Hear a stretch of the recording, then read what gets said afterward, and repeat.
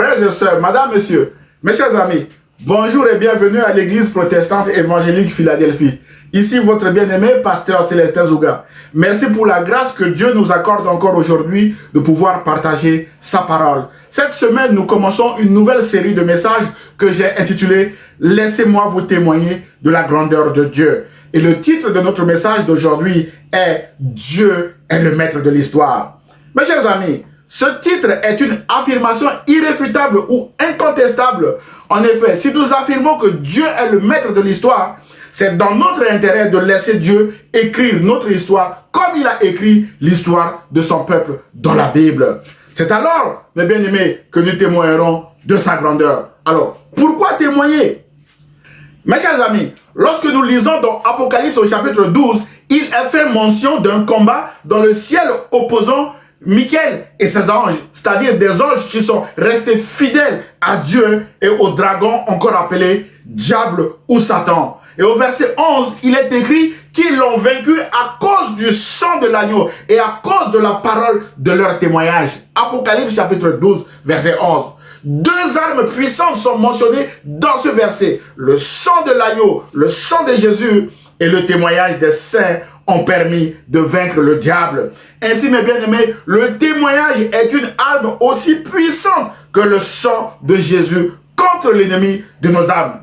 Frères et sœurs, mes chers amis, si le dragon ou le diable a été vaincu dans le ciel et précipité parce que Jésus a dit « Je voyais Satan tomber du ciel comme un éclair », mes bien-aimés, pour Satan, le combat n'est pas terminé. La Bible déclare que le dragon s'en alla faire la guerre au reste de sa postérité, à ceux qui gardent les commandements de Dieu et qui ont le témoignage de Jésus. D'après Apocalypse chapitre 12, verset 17. Autrement dit, mes bien-aimés, le diable est actuellement en guerre contre tous ceux qui gardent les commandements de Dieu et qui témoignent que Jésus-Christ est leur Seigneur et Sauveur. Ainsi donc, mes bien-aimés, nous sommes en guerre contre le diable, raison pour laquelle nous devons continuer de témoigner de la grandeur de Dieu comme ceux qui nous ont précédés.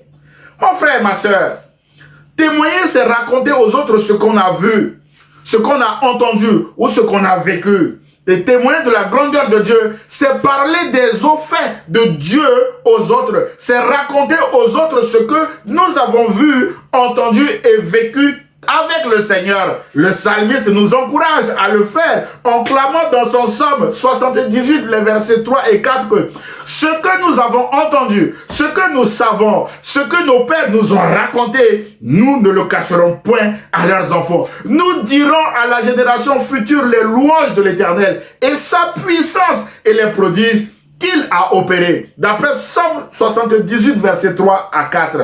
Mes chers amis, ce que j'ai entendu et que je voudrais partager avec vous aujourd'hui est l'histoire du retour de la déportation et de la captivité du peuple de Dieu de Babylone à Jérusalem. Je vous invite à lire les livres d'Esdras et de Néhémie qui forment un tout indissociable. Vous y trouverez, mes bien-aimés, des puissants témoignages de la grandeur de Dieu. Par exemple, le chapitre 9 du livre de Néhémie constitue un magnifique somme qui met en exergue la grandeur de Dieu, même si à cette époque, la situation du peuple de Dieu était moins enviable à cause des souffrances liées à leurs conditions de vie, parce que le peuple revenait de l'exil et la ville de Jérusalem était en ruine. Avant d'aborder ce chapitre 9 pour contempler la gloire de Dieu dans notre prochain message, aujourd'hui nous allons essayer de comprendre pourquoi le peuple de Dieu a-t-il connu des déportations successives et s'est retrouvé en captivité pendant 70 ans. Ensuite, nous verrons comment Dieu a fait sortir son peuple de cette captivité par sa grandeur. Ainsi, 3 points, mes bien-aimés, seront abordés dans ce message comme affiché à l'écran. Point numéro 1, rappel historique des déportations et captivités babyloniennes. Tout d'abord, mes bien-aimés dans le Seigneur, qu'est-ce que c'est que la déportation?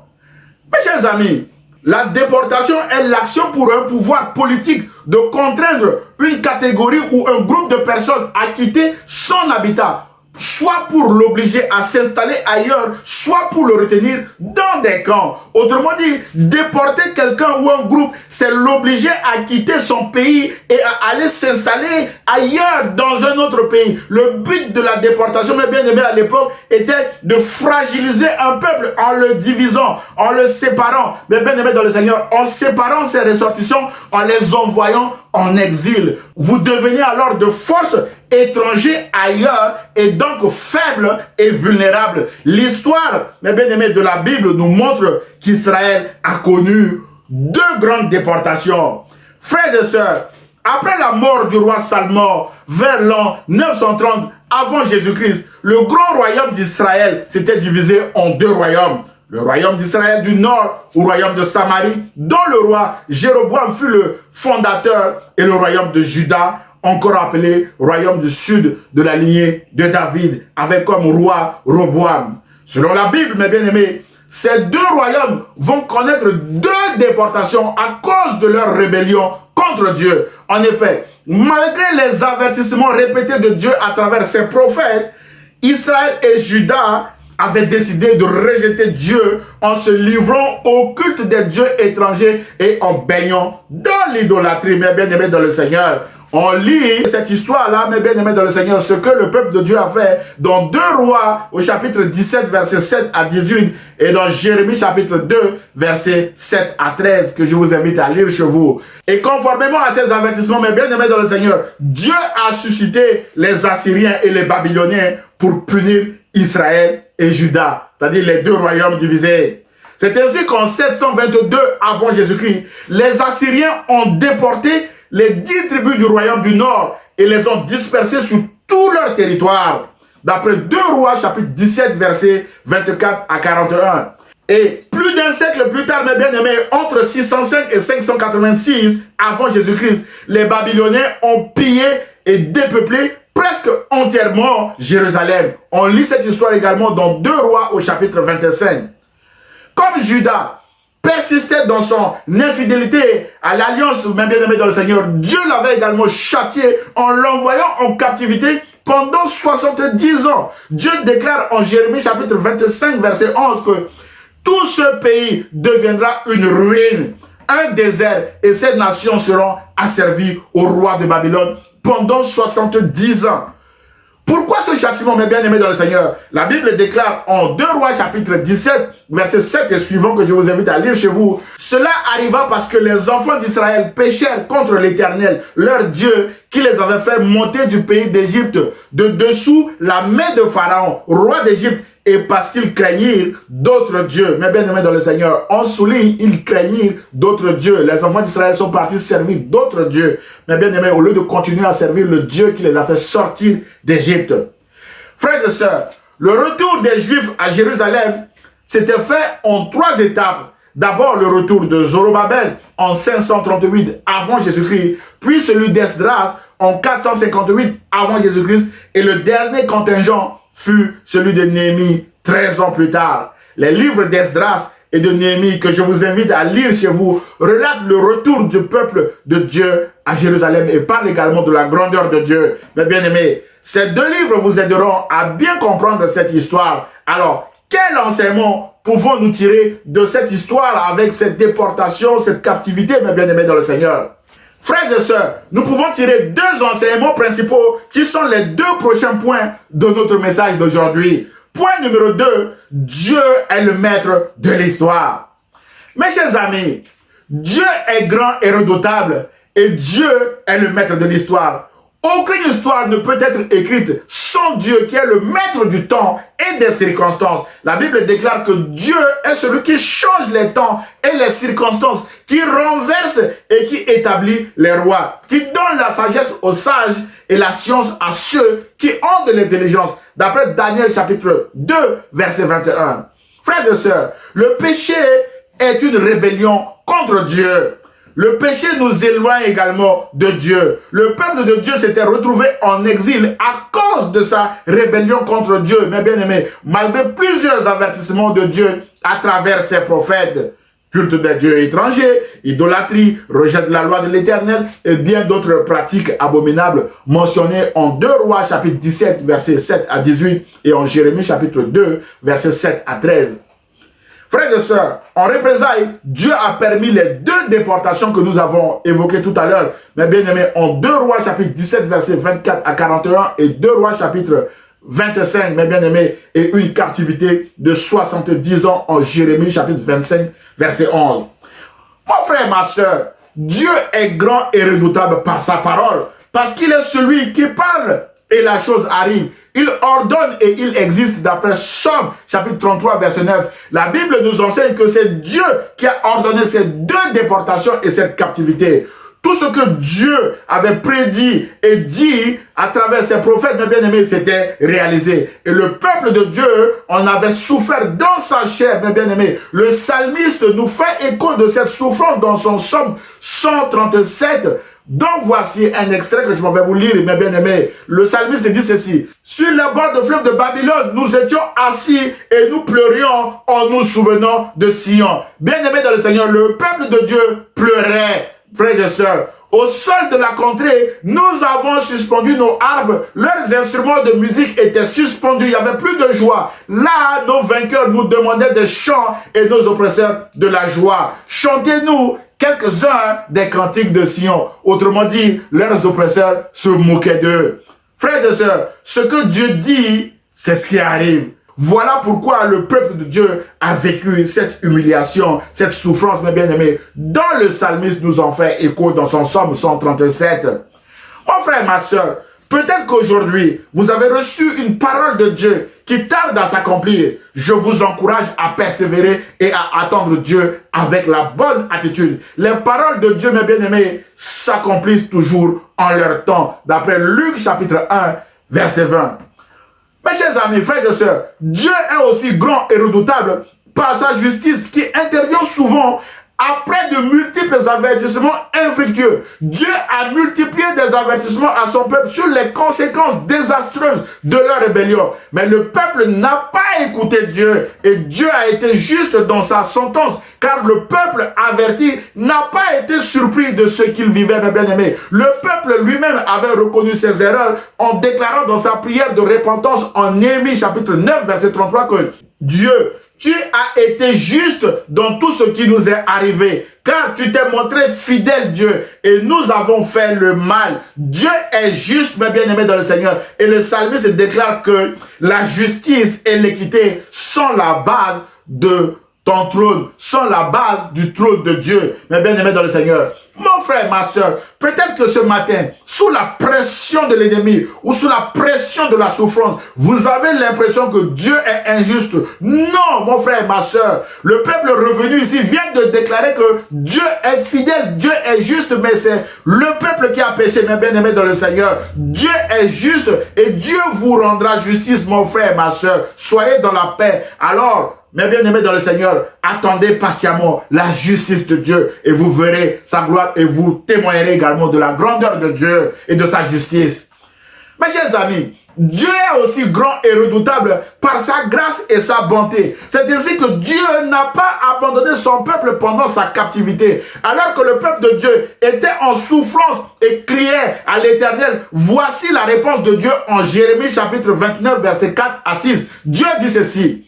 Ainsi parle l'Éternel, le Dieu d'Israël, à tous les captifs que j'ai amenés de Jérusalem à Babylone. Dieu parle à ces captifs, des gens qui sont en souffrance, déportés. Dieu dit ceci. Bâtissez des maisons et habitez-les. Plantez des jardins et mangez-en les fruits. Recherchez le bien de la ville où je vous ai amené en captivité et priez l'Éternel en sa faveur, parce que votre bonheur dépend du sien.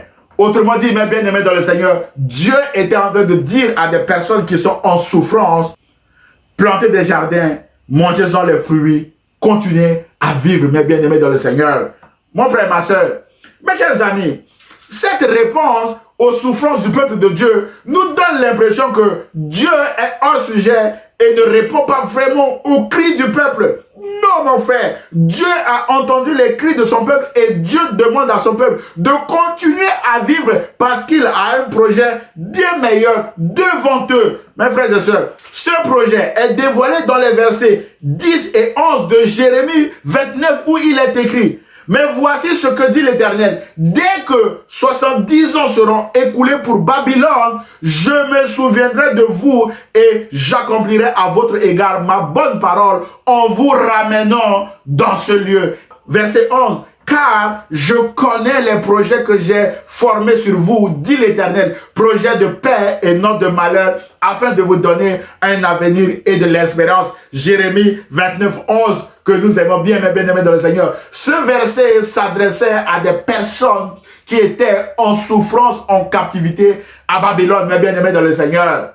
Mon frère, ma soeur, Dieu a aussi des projets de paix pour vous aujourd'hui. Même si vous êtes en souffrance, saisissez, mes bien-aimés dans le Seigneur, cette promesse. C'est alors que, mes bien-aimés dans le Seigneur, vous témoignerez de la grandeur de Dieu. Lorsque, mes bien-aimés dans le Seigneur, vos tribulations auront cessé. Lorsque Dieu vous fera sortir de votre souffrance, de la situation qui vous accable. Mes chers amis, comment Dieu a-t-il fait sortir son peuple de cette captivité décrétée par lui-même, mes bien-aimés dans le Seigneur? C'est ce que nous allons voir maintenant dans le troisième et dernier point de ce message. Les voies de Dieu sont impénétrables. Mes chers amis, Dieu est celui qui décide aussi de la durée de nos épreuves. Il a dit 70 ans pour son peuple, car rien n'est hors de son contrôle. Dieu est aussi celui qui établit et qui renverse les rois. Dieu déclare en Jérémie 29, verset 12 que « Mais lorsque ces 70 ans seront accomplis, je châtierai le roi de Babylone. » Bien-aimés dans le Seigneur. Frères et sœurs, alors que le peuple de Dieu était en souffrance à cause de sa propre désobéissance, Dieu était à l'œuvre pour organiser son retour à Jérusalem sans que le peuple le sache. Dieu a agi de deux manières. Premièrement, Dieu a brisé l'hégémonie de l'empire babylonien au profit de l'empire perse et a introduit Cyrus, roi des Perses. Mais bien aimé dans le Seigneur, c'est le roi des Perses, Cyrus, qui a signé le décret ordonnant au peuple de Dieu de retourner à Jérusalem pour reconstruire la maison de l'Éternel. Nous lisons cette histoire, mes bien-aimés, dans Esdras, chapitre 1, versets 1 à 5, où il est écrit ceci. La première année de Cyrus, roi de Perse, afin que s'accomplisse la parole de l'Éternel prononcée par la bouche de Jérémie, l'Éternel réveilla l'esprit de Cyrus, roi de Perse, qui fit faire de vive voix et par écrit cette publication dans tout son royaume. Ainsi parle Cyrus, roi des Perses, l'Éternel, le Dieu des cieux, m'a donné tous les royaumes de la terre et il m'a commandé de lui bâtir une maison à Jérusalem en Juda. Qui d'entre vous est de son peuple? Que son Dieu soit avec lui et qu'il monte à Jérusalem en Juda et bâtisse la maison de l'Éternel, le Dieu d'Israël. C'est le Dieu qui est à Jérusalem. Verset 5. Alors, les chefs de famille de Juda et de Benjamin, les sacrificateurs et les Lévites, tous ceux dont Dieu réveilla l'esprit, se levèrent pour aller bâtir la maison de l'Éternel à Jérusalem. Waouh! Mon frère, ma soeur, Dieu est grand et redoutable. Pour faire partir son peuple, il a introduit, mes bien-aimés dans le Seigneur, un nouveau roi qui vient de signer un décret ordonnant le retour de son peuple.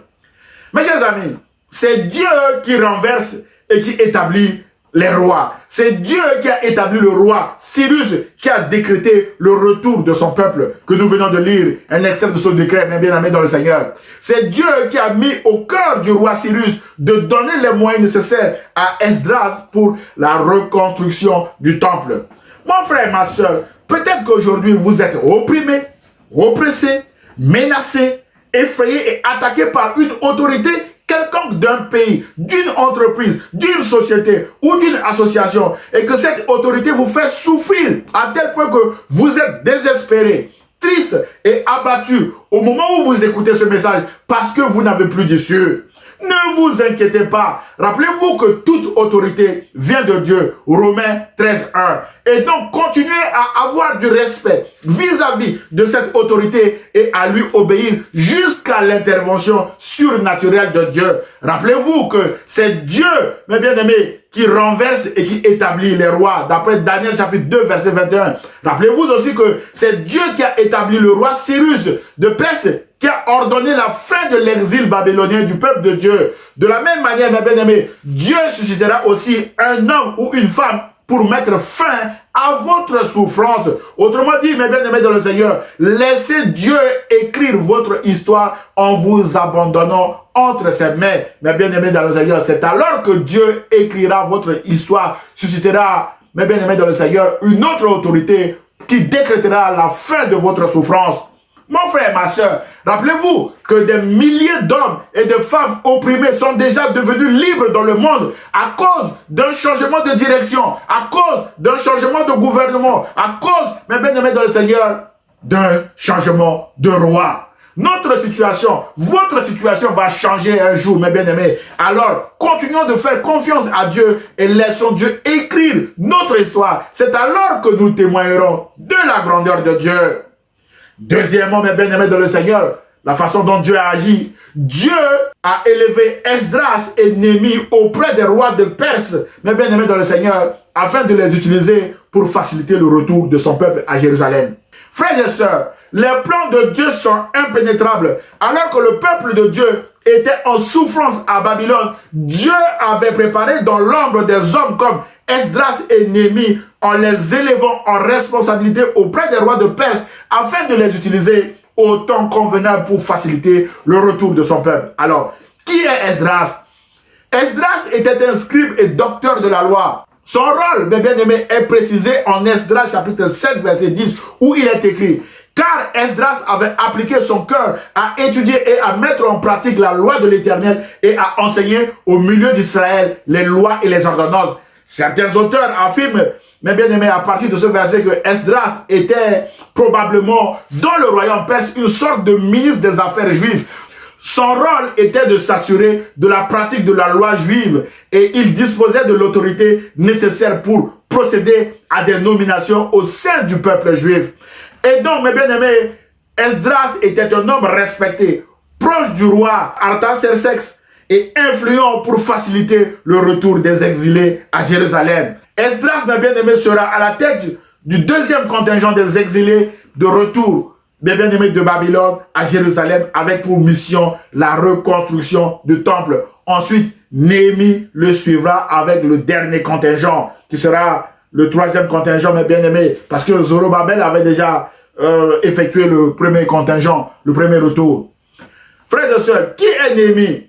Le nom de Néhémie signifie « l'Éternel a consolé ». Son père s'appelle Akalia, qui veut dire « attends-toi à l'Éternel ». Mon frère, ma soeur, attendez-vous à l'Éternel. Ces deux noms correspondent aux attentes du peuple juif en exil à cette époque. Néhémie se réclame de Jérusalem, ville où sont enterrés ses ancêtres, d'après Néhémie chapitre 2, verset 3. Néhémie était un haut fonctionnaire, un échanson, c'est-à-dire un officier chargé de servir à boire le roi. Il était au service du roi de Perse, mes bien-aimés dans le Seigneur. C'est d'ailleurs lors d'un service que Néhémie a demandé et a obtenu l'autorisation d'aller reconstruire les murailles de Jérusalem en ruine, dont il était lui-même le gouverneur à cette époque, d'après Néhémie chapitre 8, verset 9. Mon frère, ma soeur, Esdras et Néhémie ont joué des rôles importants dans le retour du peuple de l'exil. Nous pouvons les appeler des hommes providentiels préparés par Dieu pour faciliter le retour de son peuple. Mon frère, ma soeur, peut-être que vous êtes actuellement opprimé ou oppressé par une personne et que vous êtes en train de souffrir en criant, mes bien-aimés, à l'Éternel. Le psalmiste déclare ceci: quand un malheureux crie, l'Éternel entend et il le sauve de toutes ses détresses. Mon frère, ma soeur, Dieu interviendra pour vous délivrer de la main de vos ravisseurs en utilisant des hommes ou des femmes providentielles également pour vous aider à sortir de votre situation, comme il a utilisé Esdras et Néhémie pour aider son peuple à sortir de l'exil, mes bien-aimés, et à rentrer chez eux. En conclusion de ce message, mes bien-aimés dans le Seigneur, frères et sœurs, mes chers amis, si dans cette histoire que nous venons de voir, Néhémie a déclaré que Dieu est grand et redoutable, en Néhémie chapitre 1 et 5, nous devons prêter une attention particulière à cette déclaration, compte tenu des voies que Dieu a utilisées pour mettre fin à l'exil de son peuple. Mes bien-aimés, en effet, la fin de l'hégémonie de l'empire babylonien au profit de l'empire perse, l'intronisation du roi Cyrus, signataire du décret ordonnant le retour du peuple de Dieu, l'élévation d'Esdras et de Néhémie à des postes de responsabilité aussi importants auprès du roi des Perses et le retour effectif du peuple de la captivité babylonienne, mes bien-aimés dans le Seigneur, à Jérusalem, sont autant d'éléments qui témoignent de la grandeur de Dieu. Enfin, mes bien-aimés dans le Seigneur, Dieu est grand et redoutable.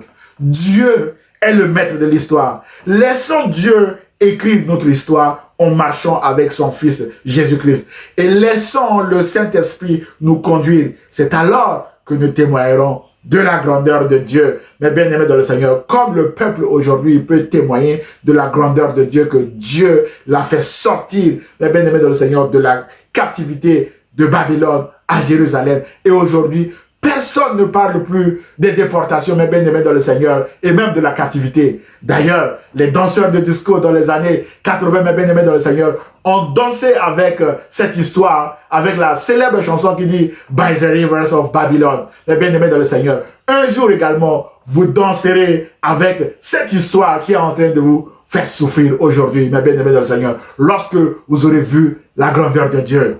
Prions le Seigneur. Seigneur, d'âge en âge, tu es le maître de l'histoire parce que ton règne est éternel. Aide-nous à te laisser écrire notre histoire comme tu as écrit l'histoire de ton peuple que nous venons de voir. Seigneur, nous savons que si c'est toi qui écris notre histoire, personne en dehors de toi ne peut intervenir dans notre histoire, ni la changer, ni la modifier, parce que tu es le Dieu grand et redoutable. Seigneur, nous te faisons confiance et nous nous abandonnons entre tes mains parce que tu en es digne et tes voies sont impénétrables. Nous prions au nom de Jésus et nous disons Amen. Frères et sœurs, mes chers amis, si vous avez aimé le message, merci de le liker et de le partager à vos proches. Vous pouvez également m'envoyer un mail d'encouragement, vos sujets de prière ou voire même des questions ou remarques sur le message à église-philadelphie-78500@gmail.com. J'aurai le plaisir de vous répondre. À dimanche prochain à 10 h sur la page Facebook ou sur la chaîne YouTube de l'église protestante évangélique Philadelphie. Et ce, si Dieu le veut. À très bientôt mes chers amis. Au revoir.